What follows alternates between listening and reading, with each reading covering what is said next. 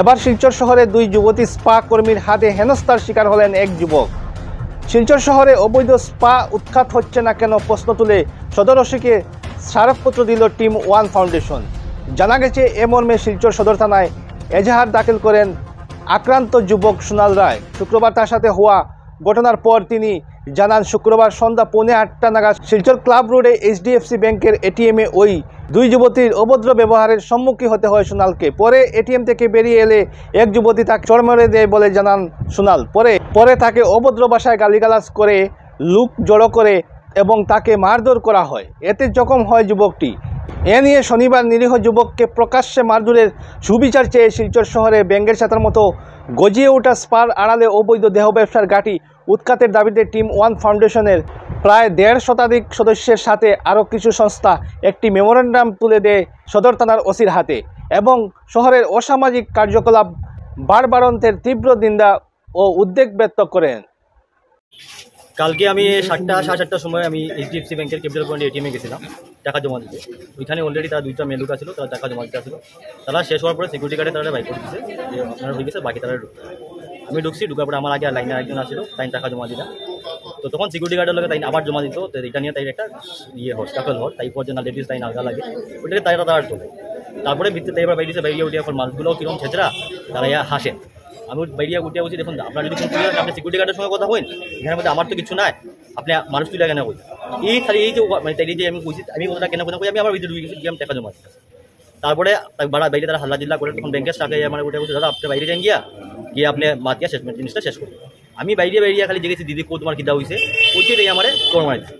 চোর মারতেও আমি তারপরে এখন আবার যখন সেকেন্ড চোর দিতেছে, আমি তখন হাত দিয়ে দিলে সেলফ ডিফেন্সে দিলে আটকাইতে গেছে। ওই আটকাইবার সময় যখন গেছি, তখন সাইডে যারা মানুষগুলো আসছিল, তখন তারা উঠিয়া হয়েছে মেয়ের গাতে কেমনি হাত করে তারাও মারতে শুরু। তারপরে এখানে 15-20 সেকেন্ড পরে আমার অন্য মানে আরও যারা সাইডের মানুষগুলো আসলো, তারা পড়ে নিয়ে গেছে গিয়ে।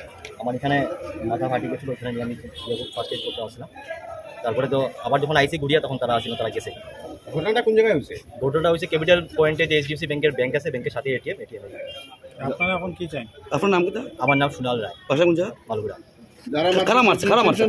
মারছে তো দাদা তাইও, তারা মেয়ে দুইটা আসলো, তার লোক একটা ছেলেও আসছিল, ছেলেটা তো পাওয়া গেছে না।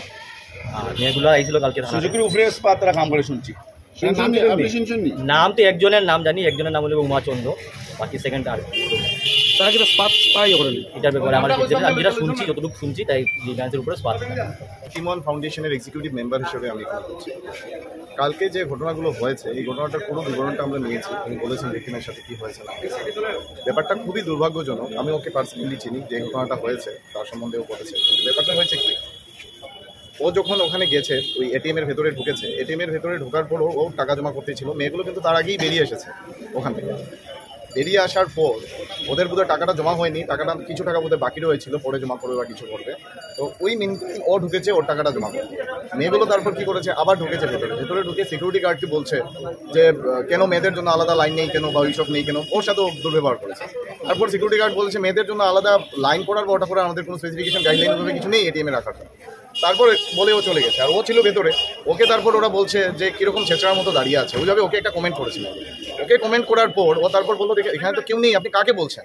আপনার যদি কিছু কমপ্লেন করার থাকে তাহলে আপনি বিয়েকে বলুন, সিকিউরিটিকে বলুন, বা ব্যাংক ম্যানেজারকে বলুন, আপনি আমাকে কেন বলছেন? ওই কথাটা বলতেই মেয়েটা একটু এগ্রেসিভ হয়েছে, আর বাইরে এসে মানে বাজে বকাবকি করেছে। লোক যারা ছিল ওখানে সবাই শুনেছে ওদের মুখের ভাষা। কোনোভাবেই কোনো ভদ্র সম্ভ্রান্ত করে মেয়ে ছিল না। ওরা স্পাতে কাজ করুক, যে কোনো জায়গায় কাজ করুক, কিন্তু যেভাবে মুখের ভাষা ছিল আর যেভাবে ওরা কালকে করেছে জিনিসগুলো, ওকে এসে হঠাৎ করে এসে তারপর একটা চোর মেরে দিয়েছে।